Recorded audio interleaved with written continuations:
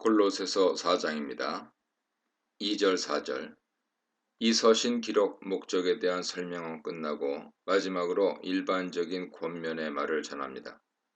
권면 메시지는 크게 두 가지로 구별되는데요. 첫째, 계속해서 기도하라는 권면입니다. 이것은 골로새 교회 성도들 자신들과 성도들을 위한 것이죠. 둘째, 지혜롭게 행하라는 권면인데 이것은 믿지 않는 이방인들을 대하는 태도에 관한 것입니다. 바울은 독자들에게 계속해서 기도하라고 명령합니다. 먼저 그 자신이 독자들을 위해서 쉬지 않고 기도한다고 말했습니다. 이제 독자들에게도 계속해서 기도하라고 명합니다. 누가복음 11장, 18장 보세요. 계속하라는 명령에는 단지 시간적으로 쉬지 말고 계속하라는 뜻을 넘어 기도에 헌신되고 준비된 자가 되라는 뜻이죠. 바울은 독자들이 계속 기도할 뿐만 아니라 언제든지 누구를 위해서라도 기도할 수 있는 헌신되고 준비된 자가 되기를 원합니다. 바울은 기도에 깨어있으라고 보충으로 말하죠. 깨어있으라는 것은 종말론적인 경각심을 강조하는 것입니다. 이 경각심은 그리스도의 재림을 기다리라는 것으로 깨어있는 것과 더불어 거짓 교사들의 속이는 가르침에 넘어가지 않도록 깨어있는 것을 말합니다. 특히 감사함으로 기도에 깨어있으라고 말하죠. 독자들은 항상 감사하면서 기도로 깨어있어야 합니다. 왜냐하면 그들은 흑암에서 건진받아 아들의 영광스러운 빛의 나라로 들어가게 되었기 때문이죠. 바울은 독자들이 항상 감사하고 기도하는 자가 되기를 원합니다. 특별히 우리를 위해서 기도해달라고 사도는 부탁합니다.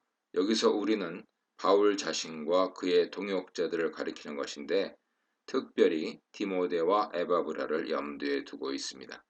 기도의 목적은 감옥에 갇힌 자신의 안정과 평화를 위한 것이 아니라 전도의 문을 열어주시기를 원하는 것이죠. 이것은 바울이 감옥에서 석방되어서 밖에 나가서 복음을 전할 수 있게 해달라는 뜻이 아니라 감옥 안에서 효과적으로 복음을 전할 수 있는 기회를 얻게 되기를 원하는 것입니다. 아마도 재판장에서 자신을 위해서 변론할 기회가 있을 것입니다. 바울은 그것조차 복음을 전하는 기회가 되기를 원합니다. 뿐만 아니라 바울은 감옥에 갇혀 있지만 비교적 자유롭게 사람들을 만날 수 있었습니다. 따라서 감옥에 있으면서도 복음을 전할 기회를 얻기 위해 기도하고 있습니다. 바울은 자신이 감옥에 갇힌 것도 복음을 전하기 위한 목적 때문이라고 말합니다. 밖에서 자유롭게 모든 사람들에게 복음을 전했으며 이제 갇혀 있을 때에도 그곳에 있는 사람들에게 복음을 전하도록 갇히게 되었다고 말합니다. 하나님께서 나에게 어떤 형편을 주시면 복음을 전하겠습니다 라고 말하지 않습니다. 반대로 어떤 형편에 있든지 그것은 하나님께서 그곳에 있는 사람들에게 복음을 전하라고 보내신 것이라고 말하죠. 바울은 오로지 복음을 위해 헌신된 사도입니다. 5절 6절입니다. 이제 믿지 않는 불신자들을 대하는 태도에 대해 설명합니다.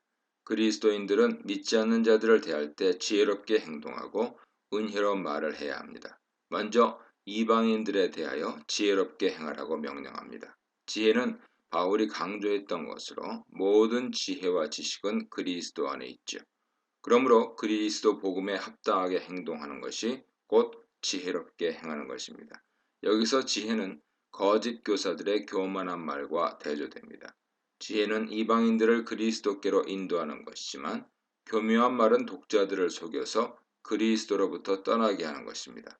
바울은 특히 세월을 아끼라고 말합니다. 이것은 시간을 허투루 낭비하지 말고 잘 선용하라는 뜻이죠. 그리스도인들에게는 이방인들을 만나는 시간도 복음을 전할 수 있는 기회입니다. 물론 이것은 이방인들을 만날 때마다 항상 복음을 전하라는 뜻이 아니라 이방인들과 쓸데없는 논쟁이나 무익한 말로 시간을 낭비하지 말고 그 시간을 유익하게 잘 사용하라는 뜻이죠. 지혜로운 행위는 선한 행위와 일맥상통합니다. 그리스도인들이 지혜롭게 행동하는 것은 그 자체가 복음 전하는 효과를 가져옵니다. 이방인들도 그 긍휼하심으로 하나님께 영광을 돌리게 하려 하십니다. 너희가 이방인 중에 행실을 선하게 가져 너희를 악행한다고 비방하는 자들로 하여금 하나님께 영광을 돌리게 하라. 로마서 15장 9절, 베드로전서 2장 12절 보세요. 둘째, 이방인들에게 은혜로운 말을 하라고 명합니다. 은혜로운 말이란 복음에 합당한 경건하고 의로운 말입니다. 이방인들에게 말할 때는 말의 내용뿐만 아니라 태도에 있어서도 은혜가 있어야 합니다. 바울은 은혜로운 말을 소금으로 맛을 낸 음식에 비유하고 있습니다. 같은 음식이라도 간을 어떻게 하느냐에 따라 그 맛이 달라집니다. 그리스도인들은 불신자들이 기독 신앙에 대해 질문하면 언제라도 대답할 준비가 되어 있어야 합니다. 지혜롭게 행하고 은혜로운 말을 하는 것에 습관된 자들은 이방인들의 질문에 마땅히 어떻게 대답할 것인지 알게 될 것입니다. 7절 9절입니다. 이제 서신을 마무리하며 독자들에게 마지막 인사말을 합니다. 먼저 이 서신을 독자들에게 전달하고 바울의 사정에 대해 설명하도록 두기고와 오네시모를 보낸다고 말하죠. 두기고가 바울 사정과 형편을 독자들에게 다 알게 할 것이라고 말합니다. 골로새 교회 성도들은 그들 지도자인 에바브라가 바울에게로 간 후에 그 소식을 기다리고 있었을 것입니다. 고대인들은 주로 글보다는 말로 소식을 전했습니다.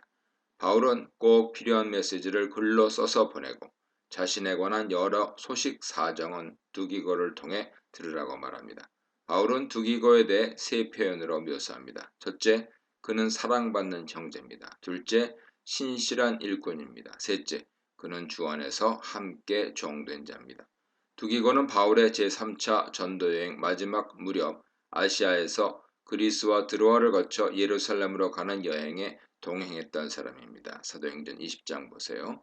그리고 지금은 로마 감옥에 있는 바울과 함께 있습니다. 바울이 젊어서 왕성하게 선교 사역을 할 때는 많은 사람들이 그와 함께 했습니다. 그러나 바울이 감옥에 갇혀 늙고 병들었을 때는 사람들이 하나 둘 그의 곁을 떠나고 말았습니다. 그러나 두기고는 바울 생애 마지막까지 함께했던 몇 사람 중 하나입니다. 바울이 두기고를 보내는 목적은 이 서신을 전달할 뿐만 아니라 바울을 대신해서 그들을 위로하기 위함입니다. 두기고와 더불어 오네시모를 함께 보내고 있습니다. 바울은 그를 향하여 신실하고 사랑받는 형제며 너희에게서 온 자라고 말합니다. 오네시모가 너희로부터 내게 온 자라고 하는 것은 그가 골로새 출신임을 말해주죠. 오네시모는 골로새 교회 성도였던 빌레몬의 종이었으나 주인을 버리고 도망쳐 로마에 갔습니다. 그리고 바울을 만났습니다. 바울이 도망친 종을 향해 신실하고 사랑받는 형제라고 부르는 것은 파격이죠. 그러나 그것은 단순한 인사치레가 아니라 사실 바울에게 오네시모는 지금 그러한 사람이 되어 있었습니다. 오네시모가 도망칠 때는 무익한 자였으나 이제는 바울뿐 아니라 골로새 교회 성도들에게도 유익한 자가 되었습니다. 복음은 무익한 자를 유익한 자로 만드는 능력이 있습니다.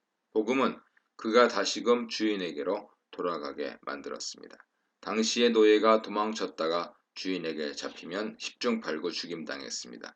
바울이 빌레몬에게 오네시모를 잘 대해주라고 부탁하긴 하지만 그가 다시 주인의 노예로 돌아간다는 것은 분명 쉬운 결정이 아니었을 것입니다. 바울은 그를 보내면서 사로잡혀 돌아가는 도망친 노예 취급하지 말고 오히려 그들에게 사자로 메신저로 보내고 있는 것입니다. 이 문단에서는 기도하고 기도해주고 외인에게는 지혜로운 말로 신실한 사역자들을 환대하고에 대해 묵상해 보시기 바랍니다. 11절입니다. 바울과 함께 골로새 교회 문안 인사를 보내는 6명 이름이 등장합니다. 이 중 3명은 유대인입니다. 아리스다고, 마가, 유스도가 그들이고요. 다른 3명은 개종은 헬라인들입니다. 에바브라, 누가, 데마입니다. 아리스다고는 데살로니가 출신이죠. 바울이 2차 전도 여행 중에 데살로니가를 방문했을 때 개종했을 것으로 짐작됩니다. 사도행전 17장 보세요. 그는 개종 후에 바울 선교 사역에 동참했는데 바울과 함께 에베소에서 위험에 처하기도 했습니다. 사도행전 19장 보세요. 또 바울이 예루살렘과 로마로 여행할 때 동행했고 로마에서 바울과 함께 투옥되었습니다. 바울은 그를 가리켜 나와 함께 갇힌 자라고 설명합니다. 참된 친구와 동역자는 어려울 때 함께하는 자죠. 아리스다고는 바울 고난에 동참하기를 주저하지 않는 참된 친구이며 동역자였습니다. 두 번째 언급되는 인물은 바나바 사촌인 마가입니다. 그는 예루살렘 출신으로 요한으로 불리기도 했죠. 사도행전 12장 보세요.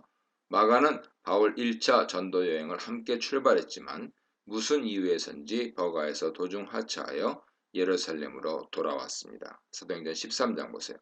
나중에 2차 전도 여행에 함께 동참하려 했지만 바울은 그를 데려가기를 원치 않았습니다. 이 일로 바나바와 크게 싸운 후 결국 바울과 바나바는 결별하여 각각 따로 전도 여행을 떠나게 되었습니다. 사도행전 15장 보세요. 그랬던 마가가 지금 바울과 함께 로마에 있다는 것은 놀라운 일이죠. 그동안 무슨 일이 있었는지 알 수 없지만 바울과 마가는 서로 용납하고 받아들였으며 지금은 신실한 동역자가 되었습니다. 바울은 마가에 대해 독자들이 이미 받은 명이 있다는 것을 상기시키면서 그가 이르면 특별히 잘 영접하라고 부탁합니다. 마가에 관한 명이 무엇인지 알 수 없습니다. 바울이 특별히 마가를 잘 영접하라고 부탁한 것은 아마 그가 과거에 성실하지 못했던 일로 인해 골로새 교회 성도들이 그를 신뢰하지 않거나 홀대할까 염려했던 것 같습니다. 그러나 마가는 반성하고 그 이후에 심기일전하여 성실하고 헌신된 자로 점점 인정받아가고 있는 중이었을 것입니다. 바울은 이런 상황에서 마가에 대한 자신의 신뢰를 표현하고 있습니다. 마가의 한 번의 실수로 인해 영원히 그를 내치지 않았고 마가도 자신을 반대했던 바울에게 적대감을 가지지 않고 오히려 그에게 인정받는 자로 거듭났습니다. 유수도에 대해서는 거의 알려진 바가 없지만 바울은 그를 할례파 즉 유대인이라고 소개하고 있습니다. 바울은 이 세 사람의 유대인을 가리켜 하나님 나라를 위해 함께 일하는 자들이라고 말합니다. 바울 서신에서 대부분의 유대인들은 바울을 핍박하는 자들로 묘사되지만 이들은 바울의 신실한 동역자일 뿐 아니라 바울에게 큰 위로가 되는 자들이었습니다. 12, 14절입니다. 바울은 3명의 유대인 출신 동역자들의 문안 인사를 전한 후 이제 개종한 헬라인 동역자 3명의 문안 인사를 전합니다. 바울은 특별히 에바브라에 대해 강조합니다. 그를 가리켜 그리스도 예수의 종이란 특별한 명칭을 사용합니다. 이런 명칭은 평소에 바울 자신의 사도 직분을 강조하면서 사용했던 표현이죠. 그런데 에바브라에게 그러한 표현을 적용한다는 것은 그를 얼마나 신뢰하고 인정하고 있는지 보여주는 증거입니다. 골로새서 1장 7절에서 에바브라를 함께 종된 자라고 말하기도 했는데 이 표현은 두기고에게도 적용되었습니다. 바울은 독자들에게 에바브라가 그들을 위해 얼마나 열심히 기도하는지 알리고 있습니다. 그는 기도 가운데 너희를 위해 항상 애쓰고 있다고 말합니다. 여기서 애쓰다는 고통 가운데 투쟁한다는 의미가 있습니다. 에바브라는 거짓 교사들의 잘못된 가르침에 직면해 있는 골로새 교회 상황에 대해 누구보다 잘 알고 있었습니다. 바울은 골로새 1장 9절에서 독자들에 관한 소식을 들은 날부터 계속해서 기도해 오고 있다고 말했습니다. 에바브라는 골로새 교회의 소식을 바울에게 전했을 뿐만 아니라 그 자신이 쉬지 않고 고향 교회를 위해 기도하고 있는 것이죠. 에바브라가 골로새 교회를 위해서 기도하는 내용은 그들이 하나님의 뜻을 완전히 깨닫고 확신 가운데 거하게 되기를 원하는 것입니다. 이것은 에바브라가 골로새 교회의 이단 가르침에 대해 얼마나 심각하게 염려하고 있었는지 보여주는 증거죠. 바울은 에바브라가 골로새 교회뿐 아니라 라오디게아와 히에라폴리스 교회를 위해서도 많은 수고를 했다는 것에 대해 증거하고 있습니다. 여기서 증거한다는 것은 에바브라의 수고를 인정할 뿐 아니라 그의 가르침이 바울이 전했던 복음과 일치한다는 것을 보증하고 확인해 주는 것이죠. 그러므로 독자들은 의심하지 말고 에바브라의 가르침을 듣고 따라야 합니다. 누가와 데마의 문안 인사도 전합니다. 누가는 사랑받는 의사로 소개되고 있습니다. 어떤 학자들은 누가가 바울의 의사였다고 주장하지만 정확한 것은 알 수 없죠. 데마에 대해서도 별로 알려진 것은 없습니다. 디모데후서 4장 10절에서 데마는 이 세상을 사랑하여 나를 버리고 데살로니가로 갔다고 말합니다. 한때 바울을 도왔던 동역자들이 그가 노쇠하고 병들었을 때 버리고 떠난다는 것이 얼마나 슬픈 일일까요? 15, 17절입니다. 바울은 동역자들의 문안 인사를 전한 후에 이제 자신의 간단한 문안 인사와 부탁의 말을 전합니다. 바울은 특히 라오디게아에 있는 형제들과 눈바라는 여인과 그녀의 가정교회에 문안 인사를 대신 전해달라고 부탁합니다. 눈바라는 여인은 자신의 집을 가정교회로 사용하고 있었습니다. 이 가정교회는 라오디게아 교회와 별도로 모였던 것 같은데 아마 라오디게아 교회 지교회와 같은 역할을 하지 않았을까 생각합니다. 바울은 골로새와 라오디게아에 각각 서신을 따로 보내고 있습니다. 그는 독자들에게 라오디게아 교회와 서신을 서로 돌려 읽으라고 특별히 부탁합니다. 각각의 교회에 보낸 편지 내용은 서로 달랐을 것입니다. 바울은 이 두 교회가 그 편지를 서로 교환하여 읽어야 할 필요성이 있다고 생각했을 것입니다. 특히 아키뽀의 이름을 거론하고 있습니다. 아키뽀는 빌레몬서에서 바울과 함께 군사된 자로 소개되고 있습니다. 아키뽀는 빌레몬 가족의 일원이었습니다. 아마 빌레몬과 아비아의 아들이었을 것으로 추정됩니다. 아키뽀가 주 안에서 받은 직분을 잘 감당하라고 부탁하는데 그 직분이 무엇인지 설명하지는 않습니다. 독자들은 그것이 무엇을 의미하는지 이미 잘 알고 있었을 것입니다. 18절입니다. 바울은 마지막으로 이 서신이 자신의 것이라는 사실을 친필로 서명하여 확증합니다.